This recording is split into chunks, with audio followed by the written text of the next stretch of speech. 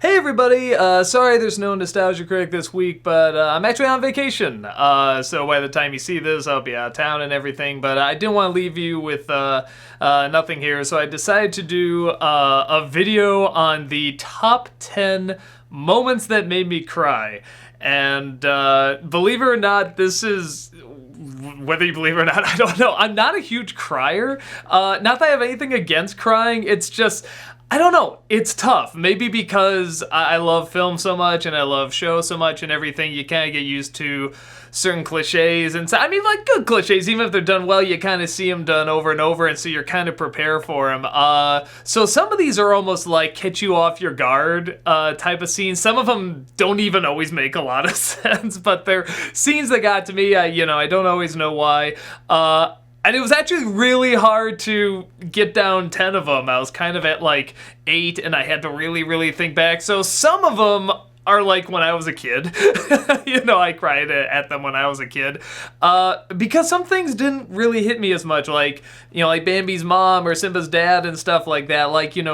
For some reason those didn't make me cry. But these scenes did. These make me choke up. Even if I watch them today, a lot of times they get me to choke up. So I'll just give you a heads up.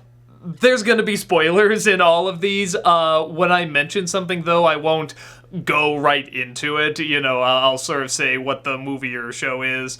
It doesn't have to be a movie or show either. It could be it could be something on stage. One of these is actually on stage.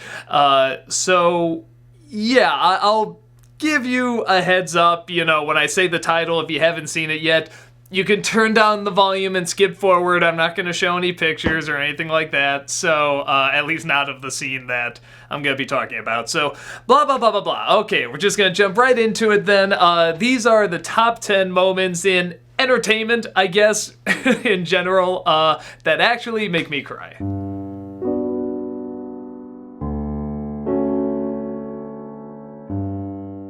Number 10. My Girl. Okay, so this is one I saw as a little kid. I don't know if it would make me cry today. I haven't watched it in a long time. But I remember it left a pretty big impact on me. For those who don't remember, again, I'm just assuming you're skipping over if you haven't seen this movie. This is just the life of a girl, pretty much. I think over the summer, sort of summer vacation, and just typical stuff. She has a crush on a teacher. She has a kid that she hangs out with, played by Macaulay Culkin, and Culkin dies in the movie. He's allergic to bees. He goes looking for something she lost. I think it was like a mood ring or something, and there's like a hornet's nest or something like that, and he stumbles across it, and he finds the ring, but all the bees and hornets, whatever they are, just sting him to death, and she has to live with the fact that, he died looking for something that she left behind, and this kid sells it. I mean, this girl, I remember just being so good and giving such a genuine, real performance. And you see it in the funeral home. Her dad, I think already works, at a funeral home, and she has to be surrounded by death already. And then, the only person that, listened to her, her best friend is dead. And she goes up, and there's, Culkin in the casket, in the suit, just with the dead makeup and everything, and it's one of those things where it's there's something about when you see the body, particularly in a movie, it just adds that extra, hit of realism to it that's just oh yeah, okay, we're not skipping over this. It's not Bambi's mom where it's off screen you hear a bang or something. It's there is death right in your face, and she just beautifully reacts to it. I mean, she just really takes it like a kid would, not just a kid, but a kid in that situation. And I seem to remember as a kid when it rained, it poured, and she goes out, comes across the teacher she has a crush on, is crying and everything, and he, and she's like, who's that woman? It's well, that's my fiance, and it's just oh my god, all these incredible, terrible things just being thrown upon her. So, yeah, I remember that being very, very effective, and it really hit me as a kid. Like I said, I mean, I feel now it'd still be effective. I don't know if it'd have the same impact. Maybe it would, because again, yeah, the kid was so good. She just totally 100% sold it, and was very, very believable, and very sad scene. Number 9. Star Trek II. Yeah, okay, you know what scene this is. I mean, most of you have probably seen this movie. I'd be shocked if you haven't, if you're on my channel, you haven't seen Star Trek II. But this was another one I saw as a kid. So, as a kid, I didn't know that much about Star Trek, except the pointy ear guy, Spock. That's Spock. He's the logical, eyebrows, always stern, and you can't do that logically, you can't, yada yada.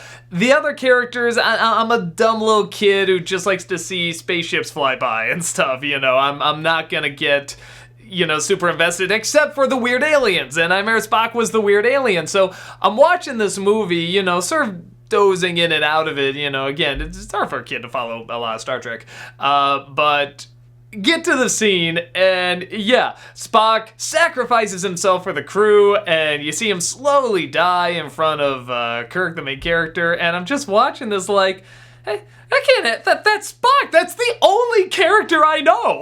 Even though I've watched these other actors and everything in front of me, it's like, but Spock to a little kid is the only one you know. It's like the most marketable character from that series, and to see him die at the end, and he's put in the casket, and they're playing, you know, Amazing Grace as it's going out at me, I'm just like, oh, whoa.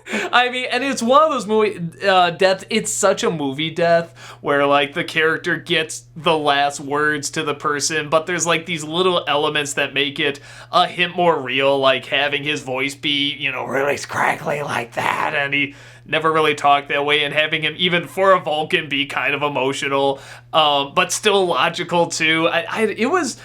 It's like one of the most epic deaths, you know, and I think for Star Trek to do that as well, even as a kid, I'm like, that they don't do that on Star Trek, that doesn't happen.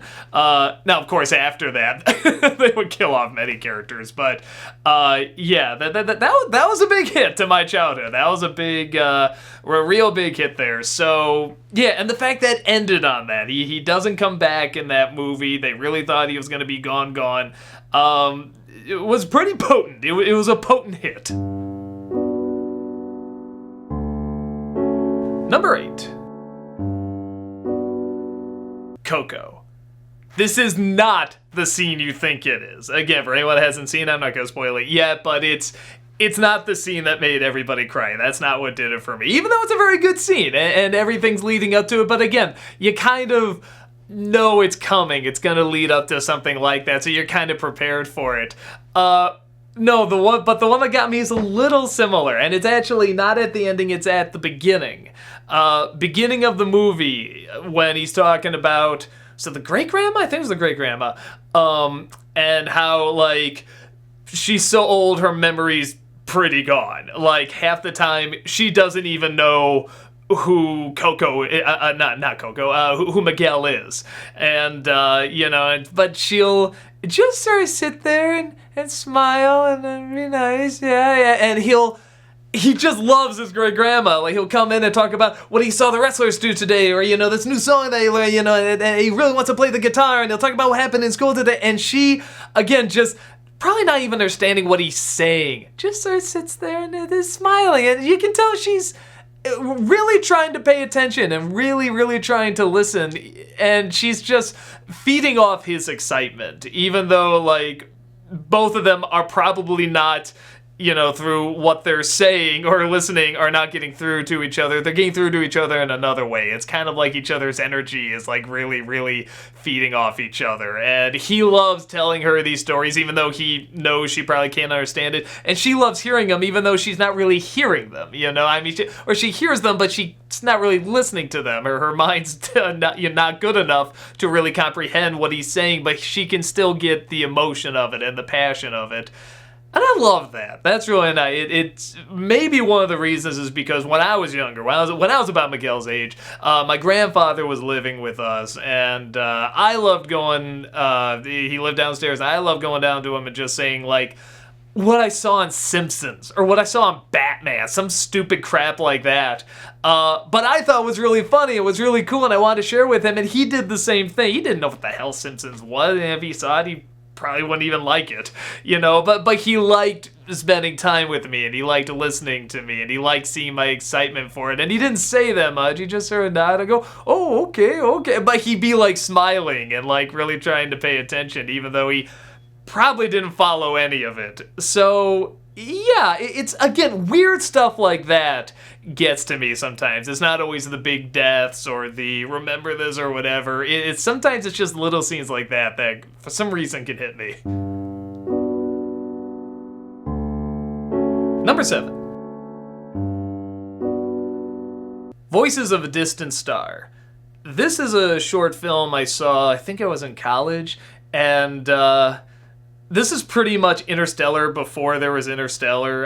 It was playing around with the idea that through traveling through space, you know, using light speed and stuff like that, time goes at different speeds. So there's this, I forget how old she's supposed to be. There's this boy and this girl. I want to say they're in college, maybe. I'm not sure. But they're each training to do something against like some sort of alien battle. Like the alien battle's not really that important, just something in war. And she's a really good fighter, and I forget what he's good at.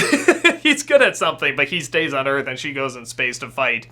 And they have to do something where they travel across galaxies pretty much, and he's gonna age more than she's gonna age. And they can only stay in contact just a little bit, and years go by.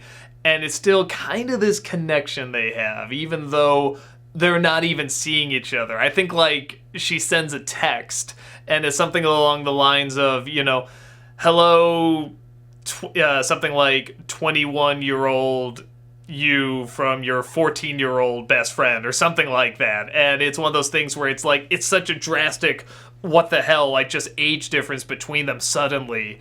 And it's like the last thing he ever gets from her, and it's how they do and don't somehow connect over the galaxies and the stars and stuff. It's interesting. I'm not explaining it very well, but it's one of those things where the difference between not only... It's literally the difference of space and time separating them. And somehow you still feel the emotion of it. It's very well dubbed. I saw the English dub of it. And it's a very, very good dub. It's gorgeously animated for a short film. They really focus on the backgrounds here. I'm blanking on this guy's name, but he's done several animes that if you saw his style, you would recognize it. It's very background heavy. And the characters are usually very, very still. It's sort of the backgrounds do the talking. Which is not to say the characters' drawings aren't great and stuff, but it's very background based. And yeah, it was a very unique idea. It was something I never really saw, and the way the emotions work, I can't explain why the emotions work or even how they work in this, because even sort of the main characters can't. It's not even abstract, because it's like, it's straightforward what it's doing, but somehow their connection is abstract, if that makes sense. How they're still able to kind of connect with each other and feel each other, even though they're not talking to each other and they're literally light years away. It's a fascinating short. I really enjoyed it. Some things are a little silly, like some of it's very traditional anime, like these giant robot bodies that they're walking around in and these aliens they're fighting and stuff, but I don't know. But then there's little things like she's in this giant robot body on this planet and it's raining and she just says, I want to feel the rain. Like, you know, she hasn't felt the rain in God knows how long. She's been in this robot body or on this ship, and the emotions all feel so genuine and so real. And yeah, it works. It's very good. It's called Voices of a Distant Star, and highly recommend it. Number 6. Little MatchGirl. This is a short that came out from Disney. I think it was originally going to be in Fantasia. Like another Fantasia movie they were going to do, but either got scrapped from Fantasia 2000 or they didn't do another sequel, so they just made it. I think it's on like the Little Mermaid DVD or something like that, and I saw it not knowing the story. I actually did not know how the story went, the Hans Christian Andersen story, and just freaking broke my heart.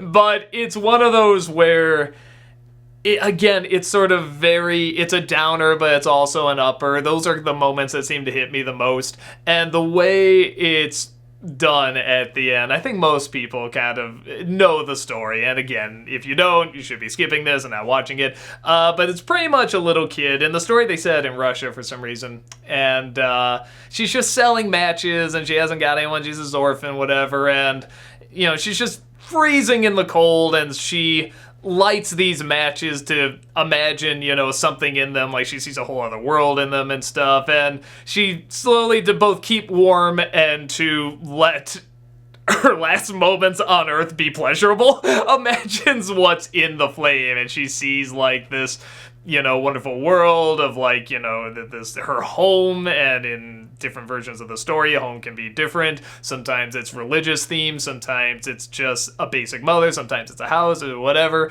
and not knowing the story going in, when it gets to the end and you see what I assume is supposed to be either the mother or the grandmother comes in at the end and picks her up and walks out, and she walks past the girl left there. Like, she picks up the spirit of the girl and then walks by her, and it's so quick you could almost miss it. But I didn't miss it the first time I saw it, and that was just like like a dagger just went boom in there. But it was also very heartwarming and just very, very, very warm and very loving, and it really, really worked. And it's such a cold, I think the short really works because it's such a great contrast of both. There's a lot of cold to it. You feel the cold, you feel her freezing out there, but there's a lot of warmth to it also. You feel the matches, you feel what she imagines there in this warm place and the warm meal and so forth. And that's really what I imagine kind of the short is. It's a great mix of cold, it's a great mix of warmth. And they come together beautifully. And I absolutely loved it. Saw it as an adult, not as a kid, still bawled my eyes out, and I loved it. Number 5. Avatar: The Last Airbender. And again, if you've watched my vlogs, you probably know what moment this is. It's a little bit of a toss-up between these two moments about which one, like, fully made me cry. But I mean, the one that really, really got me, I doubt it ever made anyone else cry. Honestly, I don't know why this had this impact on me, because there's plenty of cry moments in this show. For some reason, this was the one that did it. It's when he's learning how to open his chakras. He's learning how to pretty much just drain himself of his desires and his wants and to be, something better, but it also connects him more to, like, what kind of love is and what energy is and spirituality and stuff like that.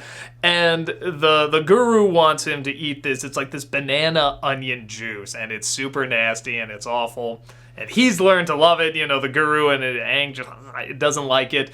And once he gets to the point where it's opening up a chakra that somehow connects to, him and his connections to the people he loves and how they love him and the love that they share and the love he gives back and stuff like that. And he's there and he's smiling and he's crying and he says, "Can I have some banana onion juice, please?" And I don't know why, but that really hit me. There's something about him wanting this thing that he tastes bad and it didn't taste good to him, but it's like something has been opened up where not only will he eat this because he knows it's good for him and he'll get more of this great feeling and stuff like that, but he actually wants it. Like, he appreciates it. He appreciates sort of this awful thing that he resented. Now he absolutely loves it, and it's just going through this, very much this meditative state of opening up, certain avenues in his brain and his body that weren't open before, and now they are. I don't know why. That hit me. That really hit me. It's so weird. And then, but one that came close, the other scene I was talking about, is when Iroh is reunited with Zuko. And he gives him the big hug. And, like, Zuko is crying, and he's admitting how wrong he's been and stuff, and Iroh just doesn't even listen after, like, 2 sentences. He just grabs him and he hugs him, and it's just such this hard, fast, like, doesn't even look him in the eye yet. He just turns around and hugs him, and it's beautifully animated, beautifully scored, beautifully acted, just so well done. But that's not the one that got me for it. It was the banana onion juice. I don't know why. Yeah, that's the one. Weird. Number 4. Wolf's Rain. This is an anime from the people that did Cowboy Bebop. One of my favorite animes. Again, very... Where Little Match Girl was kind of a mix of like cold and warmth. This is very cold. There's definitely connections among the characters, and the characters are so good. But it's very cold. Just like it's very standoffish. It's very tough. It's very difficult. And also just the weather in general is very cold. But the scene I'm talking about, because some of you might even be like, well, there's technically a lot of cry scenes in this. Again, you gotta give it away. You gotta pretty much say what happens. Everyone dies in this. That's pretty much what happens, and you see like every death that happens to every main character. But the one that got me, that just like, oh, I gotta lay down for a bit and look at the floor, after that was Tobaway. That man, because this was like... It's the little kid. I don't even know if he's that little, but he sounds like he's got to be, I don't know, like 12, maybe even younger, like he hasn't fully hit puberty yet, and he's got this little voice and everything, and he's the runt, and he can't keep up, and there's an episode where he has to kind of prove himself, and everything with him is just, it's like he's clearly the heart of the story, and he just...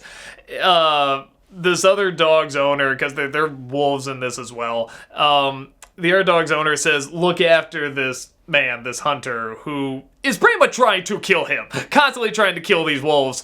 And sure enough, the hunter's in danger, and he's about to be shot, and Tobaway jumps in front, the cliche, jumps in front, takes the bullet. But it's such a shock, because you don't know yet everyone's gonna die, so you just see like his body flying towards the ground with blood spewing out. It's like, no, not Tobaway, not that character.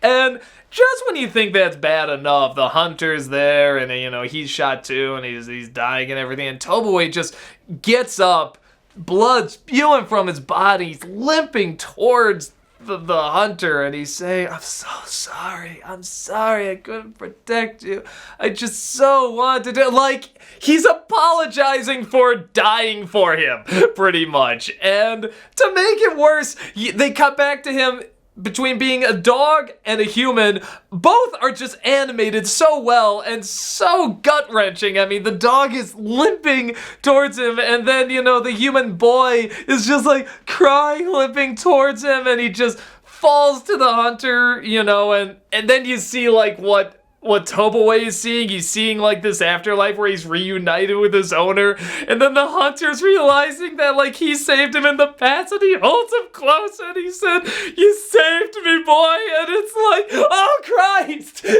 It's just, oh man, oh God, it's almost getting me going. It's so good. It's such a good death scene that when I figured out all the other characters are gonna die afterwards, I was kind of like, oh good. Like, almost like, all right, that's just what we're doing. Like, something about the idea of just him dying, I'm just no, that's so cruel. And it's one of those things where I didn't know I didn't want that character to die. I mean, to me, he was just like, again, sort of the runt of the group. He was the heart of the story. He's a character. He's a plot device. But when you see that happen, I'm like, oh no, I had no idea I cared that much for this kind of character. Again, maybe that's sort of the combination of both the positive and the negative, is that it brings out this realization. It's like, oh, like, I really did take that character for granted. And again, you can really connect that to real life too. When somebody passes that you feel like you took for granted, I mean, it just creates this emotion you weren't aware you were going to have. And that really did that for me. I thought that was very, very well done. Very well acted. Again, I saw the English dub, and it's just so good. I mean, they just hits the bullseye so well. So, yeah, that's that one messed me up. Number 3. A Christmas Carol with George C. Scott. So this scene already has, like, what many people would describe as, like, big cry moments and stuff like that. It's such a good version that this is my personal favorite, even though I think, like, the Alastair Sims one is probably better. This one connects the most with me. George C. Scott's one of my favorite actors, and I just can't think of a more perfect Scrooge in terms of how I see Scrooge. Alastair Sims is a totally unique, different thing, and is brilliant. I mean, is so good. But in terms of, like, the traditional, how do I see Scrooge? I see him as George C. Scott, and the scene that sells it for me, again, it's a weird combo, but he goes, this is after he's reformed, and he goes to his nephew, and his nephew's wife, who he's seeing for the first time.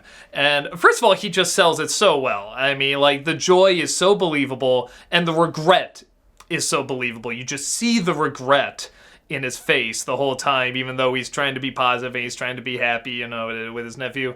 And all the emotions he should have been confronting, he's confronting now, and he's feeling them for the first time, like really feeling this release. You feel like every moment he's there, something is being released off his shoulders, and, you know, but the moment that gets me is that he goes to, he goes to the nephew's wife, and she says something along the lines of, "We are so happy to have you here. You've really made our Christmas." And he just has this look. He has never heard that before. You know, like, he played a part in making somebody feel good. And he just gives this look. He just goes, "Have I?" Like he just, and I'm not even, he doesn't say it like that. He says it the best way George C. Scott can say it. And he just 100% owns it, and it feels so genuine, and he just hugs them both and says, "God forgive me for the time I've wasted," you know? And it cuts to the next scene, and it's so quick and it's so brief, but I mean, it's just like that little, you know, have I? Like, really? I mean, it's just, he never heard that, and he never heard it, and he never had that impact, and it's just this little moment that, you know, kind of hit him, and it's not like a traditional, I'm gonna cry over that because I've never heard that. It just sort of hits him, and it's one of those things we kind of know he'll react to it properly later. Maybe he'll sit down and cry over it, who knows. But that stuff you want to see off screen. You don't want to see that. All you need is that little reaction, that little have I. And yeah, this is one of those movies I watch every year around Christmas, and I tear up every time I see that reaction. It's so good. Man, I don't know if that guy's ever turned in a bad performance. Even the friggin' smoke monster from All-Star Characters to the Rescue. He did what was needed. He did it fine. So, yeah, I absolutely love that movie. Absolutely love that scene. You know, the guy who directed the Keanu Reeves Babes in Toyland? There's no connection. I just found that out. Now I'm starting to wonder if that was intentionally bad, because you just can't believe it's the same people. But nevertheless, one of my favorite scenes ever. I absolutely love it, and it makes me cry every time. Number 2. Fearless. This is a movie a lot of people don't know about. Is so adult, so good, so psychological, so emotional. And it's something so simple. It's a dude who survives a plane crash and how he deals with it. That's it. You think that, like, well, what else is there? But I mean, there's a lot. They do not shy away from the impact that the plane crash had on so many lives, so many families, so many people. But mostly it focuses on this guy, and then he finds another survivor, and it's how it just completely threw his life out of whack. He got set sort of in this zone, like he prepared himself, he was ready to die, and he actually like welcomed the calm before he died, and he was actually going around as the plane was going down, sort of comforting people, and after a crash he was helping people out because he kind of put himself in the state of mind, but then he's still in the state of mind, and he feels like he has to still put himself in danger, and he has to feel like that thrill again, because in his head he already died, you know, but he didn't die, he's alive, and so it's him trying to snap out of that. He's not always likable, most of the time actually he's a jerk, but you somehow understand it. You know what he's going through, and you want him to snap out of it because you know he is good. He's just totally stuck in this odd state. And a lot of it is done visually. There is talking in it too, but I mean, it's done through very quiet moments. It's done through a lot of moments of reflection. And it doesn't have to cut to flashbacks. You don't have to know a ton about his past or anything. You just get it from the way he's reacting off of people and the way he's reacting off of just sitting alongside a car, looking at the sand on the ground. Like, you just kind of get it. But the scene that gets me, it's the ending of this movie. This is another one of those, like, man, that was kind of life-changing. And again, you have to go into spoilers, so if you haven't seen it, here we go. So, he pretty much tries to die. He's allergic to strawberries, and over time he slowly keeps kind of having strawberries a little bit. Again, kind of tempting fate. And it finally catches up with him, and his wife sees him dying and is trying to give him mouth-to-mouth and everything. And he says, "This is the moment of my death." And so it's going back and forth between him dying on the ground and him dying on the plane and what happened, because they slowly but surely show what happened on the plane, but not everything. You don't see everything until the end. It's not like a twist. It's not like, aha, that's what happened. No, they actually tell you exactly what happened, but you don't see it. You don't experience it until the end, until he goes through another death.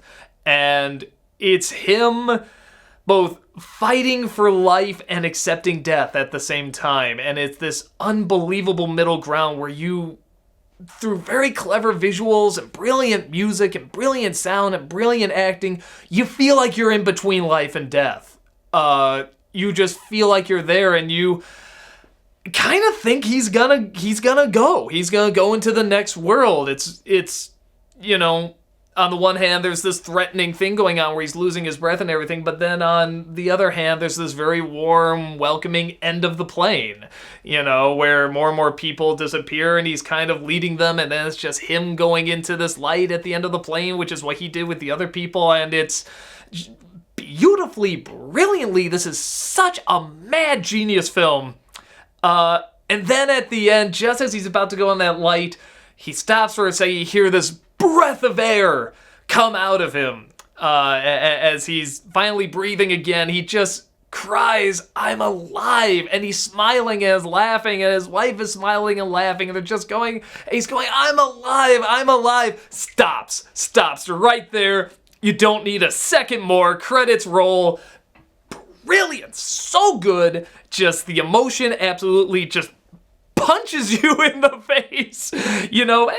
That's not fair. It really, really builds. This whole movie it starts off kind of as a punch with the airplane crash. It just starts off, the plane's already crashed, and it keeps building up to this point, like up to the emotional climax of it.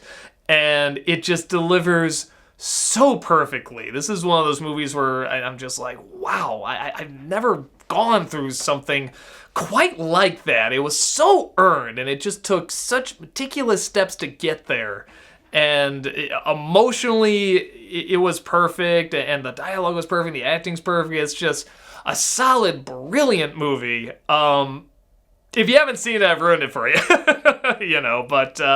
But who knows? Maybe it'll get you to go see it if you haven't. Just absolutely stunning, magnificent film. It really, really, really hugely left an impact. And the number one moment that made me cry is... You're not gonna like it. You're gonna be so let down. It's not a movie. It's not a show. It's an opera. It's actually the first opera I ever saw. It's Wagner's Valkyrie. Yeah. I can hear so many people going, "Oh, of course!" Yeah, I know you're all probably let down by that. I'm sorry. This is the first opera I ever saw, and the last third of it, it's pretty much one big goodbye. It's just one huge father saying goodbye to his daughter forever. And that's all it is. And this is a German opera, so it's like 5 or 6 hours. Man, it's long. It's so long.